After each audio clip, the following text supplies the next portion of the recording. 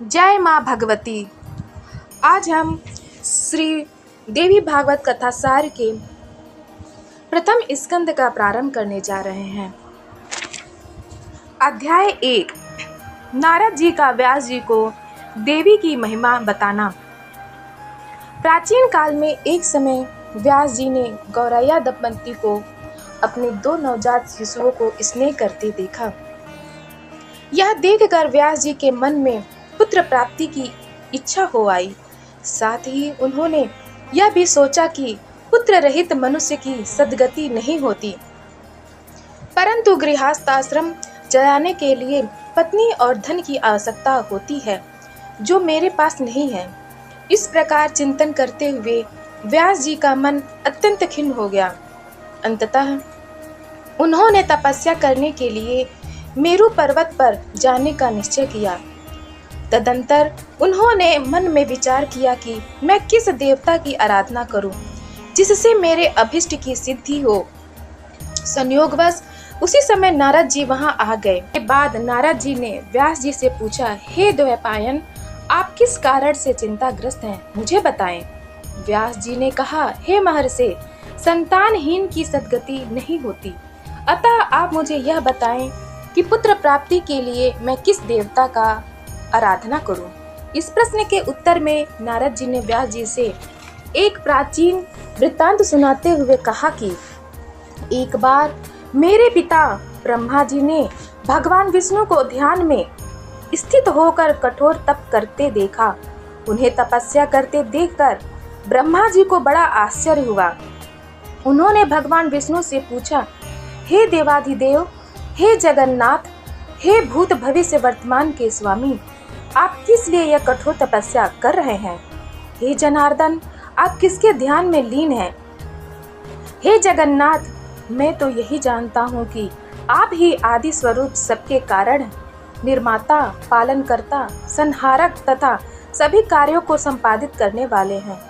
भगवान शंकर सहित मैं और अन्य सभी देवता आपके आदेश से अपने अपने दायित्वों का निर्वहन करते हैं।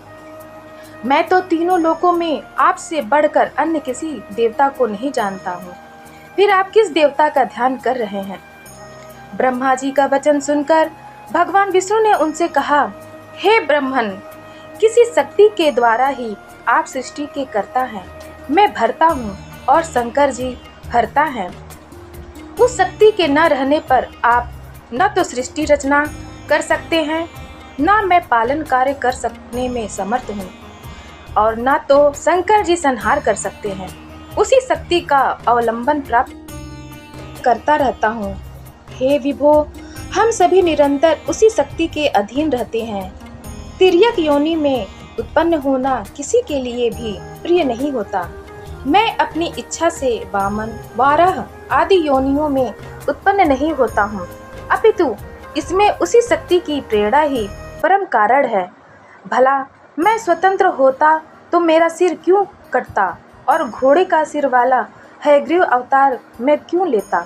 अतएव मैं स्वतंत्र नहीं हूँ, अपितु सर्वथा उसी शक्ति के अधीन हूँ और निरंतर उसी शक्ति का ध्यान करता रहता हूँ। इस प्रकार नारद जी ने व्यास जी से देवी की सर्वोत्तम प्रतिपादन करने वाला आख्यान सुनना कर उन्हें पुत्र प्राप्ति के लिए भगवती के चरणार वंदिका ध्यान करने का परामर्श दिया। अध्याय 2। व्यास जी की तपस्या और पुत्र प्राप्ति। नारद जी का उपदेश सुनकर व्यास जी मेरु पर्वत पर तपस्या करने लगे। वे वाग बीज मंत्र का जप करते हुए 100 वर्षों तक भगवान शंकर और भगवती सदा शिवा की आराधना में तत्पर रहे। उनकी इस उग्र तपस्या से इंद्र भयभीत हो गए। उन्होंने भगवान शंकर से व्यास जी की तपस्या का कारण पूछा। इस पर भगवान शंकर ने इंद्र से कहा कि व्यास जी पुत्र प्राप्ति के लिए तपस्या कर रहे हैं, मैं इन्हें कल्याणकारी पुत्र प्रदान करूंगा। इंद्र से ऐसा कहकर भगवान शंकर व्यास जी के पास गए और उन्हें पुत्र प्राप्ति का वरदान दिया। इसके अनंतर व्यास जी अपने आश्रम में आकर अग्नि प्रकट करने की दृष्टि से अग्नि मंथन करने लगे। अरणी स्थित अग्नि को देखकर व्यास जी के मन में पुत्रोत्पत्ति का भाव आया, परंतु वह विचार करने लगे कि मुझे पत्नी तो है नहीं तथा स्त्री तो सदा बंधन की कारण ही है बनी रहती है, इसीलिए गृहस्थ होने की मुझ में प्रवृत्ति भी नहीं है। उसी समय उन्हें घृताची नामक एक अप्सरा दृष्टिगोचर हुई। उसे देखकर मुनि के हृदय में काम भाव का संचार हो गया और एकाएक उनका तेज उस अरणी पर गिर गया। घृताची अप्सरा साप के भय से भयभीत होकर सुकी का रूप धारण कर उड़ गई। उस अरणी से ही भगवान शिव के वरदान स्वरूप परम तेजस्वी सुखदेव जी का जन्म हुआ। उत्पन्न होते ही तेजस्वी सुखदेव जी बड़े हो गए। व्यास जी ने उनके उपनयन तक के सभी संस्कार कर दिए। उसी समय आकाश से दिव्य मृग चर्म कमंडलू तथा दंड पृथ्वी पर आ गिरे और उन्हें लेकर सुखदेव जी गुरु बृहस्पति के पास विद्या अध्ययन के लिए चले गए। तीसरा अध्याय श्री वेद व्यास जी तथा सुखदेव जी का संवाद। विद्या अध्ययन संपन्न कर सुखदेव जी अपने पिता व्यास जी के पास आ गए। उन्हें देखकर व्यास जी अत्यंत प्रसन्न हुए तथा विवाह करने का प्रस्ताव रखा और कहा कि गृहस्थ आश्रम में रहकर देवताओं और पितरों का यचन करो। परंतु विरक्त सुखदेव जी ने इसे स्वीकार न करते हुए कहा कि पिताजी, पुत्र कलत्र के बंधन में फंसा हुआ प्राणी कभी भी बंधन मुक्त नहीं हो पाता। इस संसार में आत्मज्ञान को छोड़कर और कौन सा सुख है। दुर्लभ मानव शरीर को पाकर तथा वेद शास्त्रों का अध्ययन करके भी यदि मनुष्य इस संसार में बंधता है तो दूसरा भला कौन बंधन मुक्त हो सकता है। विद्या तो वही है जो शीघ्र ही भव बंधन से मुक्त कर दे। व्यास जी ने सुखदेव जी को समझाने का बहुत प्रयास किया और कहा कि जो मन से बंधन मुक्त है तथा जो न्याय मार्ग से धनोपार्जन करता है, शास्त्रों कर्मों का विधिवत संपादन करता है, पितृ श्राद्ध आदि यज्ञ करता है, सर्वदा सत्य बोलता है तथा पवित्र रहता है, वह गृह में रहते हुए भी मुक्त हो जाता है। किंतु व्यास जी की इन बातों से श्री सुखदेव जी प्रभावित नहीं हुए और उन्होंने कहा, हे पवित्र आत्मा, इस कर्म भूमि में मनुष्य जन्म अति दुर्लभ है। आप मुझे ऐसा ज्ञान दीजिए जिससे मैं गर्भवास जनित महान भय से मुक्त हो जाऊं। सुखदेव जी की यह प्रवृत्ति देखकर व्यास जी ने कहा, हे पुत्र, मेरे द्वारा रचित श्रीमद् देवी भागवत पुराण को तुम पढ़ो, जिसे सुनने मात्र से सत्य और असत्य वस्तुओं का यथार्थ ज्ञान हो जाता है। सर्वप्रथम आधे श्लोक में इस पुराण का ज्ञान भगवती पराशक्ति ने भगवान विष्णु को देते हुए कहा, यह सारा जगत मैं ही हूँ, मेरे सिवा दूसरी कोई अविनाशी वस्तु है ही नहीं। भगवान विष्णु से यह ज्ञान ब्रह्मा जी को मिला और ब्रह्मा जी ने इसे नारद जी को बताया तथा नारद जी से यह मुझे प्राप्त हुआ। फिर मैंने इसकी 12 स्कंधों में व्याख्या की। व्यास जी के कहने पर सुखदेव जी ने श्रीमद् देवी भागवत पुराण का अध्ययन तो किया, परंतु उन्हें शांति नहीं मिल सकी। अध्याय 4 सनक जी का सुखदेव जी को ज्ञानोपदेश देना। सुखदेव जी को चिंतित देखकर व्यास जी ने कहा कि पुत्र, यदि मेरे उपदेश से तुम्हें शांति नहीं मिलती तो राजा जनक के पास मिथिलापुरी चले जाओ। वे राजश्री जीवन मुक्त ब्रह्म ज्ञान का चिंतन करने वाले शांत चित्त व पवित्र आत्मा हैं। वे जल में कमल पत्र की भांति संसार में रहते हैं, घर में रहकर भी मुक्त हैं। व्यास जी का वचन सुनकर सुखदेव जी मिथिलापुरी जाने के लिए उत्सुक हो गए। पिता को प्रणाम कर तथा उनकी प्रदक्षिणा करके सुखदेव जी 2 वर्षों में मेरु पर्वत और 1 वर्ष में हिमालय को पार करके मिथिलापुरी पहुंच गए। वहां की ऐश्वर्य संपदा को उन्होंने देखा। यद्यपि द्वारपाल ने पहले उन्हें रोका, परंतु उनकी वार्ता से प्रभावित होकर उसने सुखदेव जी को एक अत्यंत रमणीय कक्ष में प्रवेश कराया। सुखदेव जी के आने का समाचार सुनकर महाराज जनक ने उनका स्वागत सत्कार कर आगमन का प्रयोजन पूछा। सुखदेव जी ने कहा, संशय युक्त चित्त वाला समझकर मेरे पिताजी ने मुझे आपके पास भेजा है। हे राजेंद्र, मैं मोक्ष का अभिलाषी हूँ।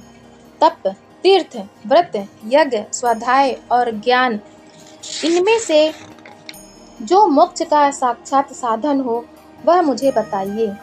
जनक जी बोले, मोक्ष मार्गावलंबी व्यक्ति को यह उचित है कि वह अध्ययन समाप्त करने के बाद विवाह करके पत्नी के साथ गृहस्थाश्रम में रहते हुए न्यायोपार्जित धन से सर्वदा संतुष्ट रहकर किसी से कोई आशा न रखे, पापों से बचते हुए सत्य वचन बोले और मन वचन कर्म से सदा पवित्र रहे। सुखदेव जी के यह प्रश्न पूछने पर कि चित्त में वैराग्य और ज्ञान विज्ञान उत्पन्न हो जाने पर व्यक्ति को गृहस्थाश्रम में रहना चाहिए अथवा वनों में, इस पर जनक जी ने कहा, हे मानद, इंद्रियां बड़ी बलवान होती हैं, वे वश में नहीं रहती। वे अपरिपक्व बुद्धि वाले मनुष्य के मन में नाना प्रकार के विकार उत्पन्न कर देती हैं। यदि मनुष्य के मन में भोजन की, शयन की, सुख की और पुत्र की इच्छा बनी रहे तो वह सन्यासी होकर भी इन विकारों से मुक्त नहीं हो सकता। वासनाओं का जाल बड़ा ही कठिन होता है, इसलिए उसकी शांति के लिए मनुष्य को क्रम से उसका त्याग करना चाहिए। गृहस्थाश्रम में रहते हुए भी जो शांत, बुद्धिमान तथा आत्मज्ञानी होता है वह न तो प्रसन्न होता है और न खेद करता है। वह हानि लाभ में समान भाव रखता है। जो पुरुष शास्त्र प्रतिपादित कर्म करता हुआ सभी प्रकार की चिंताओं से मुक्त रहता हुआ आत्मचिंतन से संतुष्ट रहता है वह निसंदेह मुक्त हो जाता है।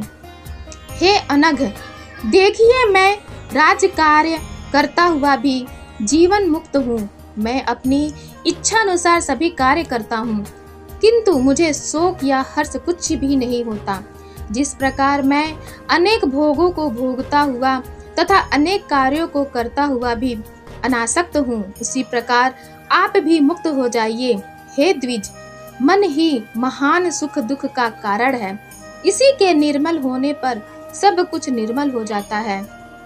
विषयी मन बंधन और निर्विषयी मन मुक्ति का प्रदाता है।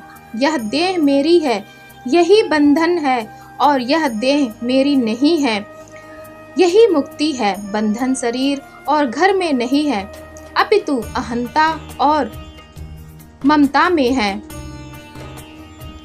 अध्याय 5 हयग्रीव अवतार की कथा। एक समय की बात है, भगवान विष्णु 10,000 वर्षों तक युद्ध करने के कारण थक गए थे, अतः वे एक शुभ स्थान पर पद्मासन लगाकर बैठ गए। उस समय उन्होंने पृथ्वी पर स्थित प्रत्यंचा चढ़े हुए धनुष पर अपना कंठ प्रदेश सिर विहीन धड़ पड़ा है और सिर गायब है। यह घटना देखकर देवगण स्तब्ध रह गए। वे करुणापूर्ण रुदन करने लगे। सबको किम कर्तव्य विमूढ़ देखकर ब्रह्मा जी ने सभी देवताओं से भगवती जगदम्बा की स्तुति करने को कहा। देवताओं का कष्ट देखकर और उनकी स्तुति सुनकर आद्य शक्ति भगवती जगदम्बा प्रकट हुई और देवताओं को आश्वासन देते हुए वे बोली। एक बार भगवान विष्णु लक्ष्मी को देखकर अकारण हंसने लगे थे। दुर्भाग्य से उस समय लक्ष्मी में तामसी भाव आ गया और उन्होंने यह सोचकर कि भगवान विष्णु मेरे मुख को देखकर हंस रहे हैं, शाप दे दिया कि तुम्हारा सिर कट जाएगा। इसलिए इनका सिर कट कर लवण सागर में गिर गया। परंतु इस घटना में भी तुम लोगों का हित ही निहित है, क्योंकि प्राचीन काल में हयग्रीव नाम के एक दैत्य ने मेरे माया बीज मंत्र का जप करते हुए घोर तपस्या की थी। उसकी तपस्या से प्रसन्न होकर मैं प्रकट हुई और उससे वरदान मांगने को कहा। इस पर उसने यह वरदान मांगा कि मेरे ही स्वरूप वाले से मेरी मृत्यु हो। अतः विष्णु के धड़ में एक घोड़े का सिर काट कर लगा दो। ये ही हयग्रीव स्वरूप से उस हयग्रीव नामक दैत्य का वध करेंगे। देवी के ऐसा कहने पर विश्वकर्मा ने अपनी तीक्ष्ण तलवार से एक घोड़े का सिर काटकर भगवान विष्णु के धड़ पर जोड़ दिया। इस प्रकार भगवान विष्णु का हयग्रीव अवतार हुआ और देवी की कृपा से उन्होंने हयग्रीव दैत्य का वध कर देवताओं को संकट मुक्त किया। अध्याय 6 देवी की कृपा से विष्णु द्वारा मधुकैटभ का वध। प्रलयावस्था में जब तीनों लोग महाजल राशि में विलीन हो गए, तब देवताधिदेव भगवान विष्णु शेष शैया पर सो गए। उस समय उनके कानों की मैल से मधुकैटभ नामक 2 महाबली दानव उत्पन्न हुए। विशाल समुद्र में रहते हुए वे दोनों सोचने लगे कि हम कौन हैं? इस जल राशि का आधार क्या है? इस प्रकार जब वे सोच रहे थे, उसी समय आकाशवाणी से उन्हें वाग बीज मंत्र सुनाई दिया। उन्हें दैत्यों ने उस मंत्र को यंगम कर लिया और इंद्रियों का संयम कर 1000 वर्षों तक उसका जप करते रहे। उनकी इस घोर तपस्या से प्रसन्न होकर आद्य शक्ति भगवती ने आकाशवाणी के माध्यम से कहा कि मैं प्रसन्न हूँ, तुम दोनों अपना मनोवांछित वर मांगो। तब उन दानवों ने कहा कि हे देवी, हमारी मृत्यु हमारे इच्छा अनुसार हो। देवी ने कहा, तुम दोनों अपनी इच्छा से ही मृत्यु को प्राप्त हो जाओगे, इसमें संदेह नहीं। वर प्राप्त करने के बाद उन मदोन्मत्त दानवों ने सृष्टिकर्ता ब्रह्मा जी को कमल के आसन पर बैठे देखा। उन्हें देखकर युद्ध की लालसा से वे दोनों कहने लगे, हे सुव्रत, आप हम लोगों के साथ युद्ध कीजिए, अन्यथा यह कमल आसन छोड़ दीजिए, क्योंकि कोई वीर ही इस शुभ आसन के योग्य है। उन दानवों के इस कथन को सुनकर भयातुर हो ब्रह्मा जी कमल नाल में प्रविष्ट होकर भगवान विष्णु की स्तुति करने लगे, परंतु योग निद्रा के वशीभूत होने के कारण भगवान विष्णु जग नहीं सके। तब ब्रह्मा जी ने पराम्बा भगवती योग निद्रा की स्तुति की। उनकी स्तुति से प्रसन्न होकर वे तामसी देवी भगवान विष्णु के शरीर से निकलकर आकाश में स्थित हो गई और भगवान विष्णु जम्हाई लेते हुए सचेत हो गए। अपने सामने भय से कांपते ब्रह्मा जी को देखकर भगवान विष्णु ने उनसे भय का कारण पूछा, तो ब्रह्मा जी ने मधुकैटभ के वृत्तांत का वर्णन किया। इस पर भगवान विष्णु ने ब्रह्मा जी को आश्वासन देते हुए दैत्यों को युद्ध के लिए ललकारा। भगवान विष्णु ने 5000 वर्षों तक उन दैत्यों से युद्ध किया, परंतु उनका वध न कर सके। तो उन्होंने आद्य शक्ति पराम्बा भगवती का स्मरण किया, जिससे उन्हें यह ज्ञात हुआ कि पराम्बा भगवती ने इन्हें इच्छा मृत्यु का वरदान दिया है। इस पर उन्होंने देवी भुवनेश्वरी की स्तुति की और उन मदोन्मत्त दैत्यों के वध में निमित्त बनने को कहा। भगवान विष्णु की स्तुति से प्रसन्न होकर भगवती जगदम्बा ने मधुकैटभ को मोहित कर दिया। तब वे दोनों विष्णु भगवान से कहने लगे कि हे विष्णु, तुम हम लोगों से कोई वरदान मांग लो। इस पर भगवान विष्णु ने कहा कि यदि तुम दोनों मुझ पर प्रसन्न हो तो मेरे हाथों मारे जाओ। भगवती की माया से मोहित उन दोनों ने भगवान विष्णु की जंघा पर अपने सिर रख दिए और विष्णु ने सुदर्शन चक्र से उनके मस्तक काट दिए। इस प्रकार भगवती जगदम्बा की कृपा से मधुकैटभ नामक दैत्यों का वध हुआ। द्वितीय स्कंद की जानकारी प्राप्त करने के लिए आप हमारे चैनल सनातन कथा संग्रह को लाइक करें, शेयर करें और सब्सक्राइब करें। धन्यवाद।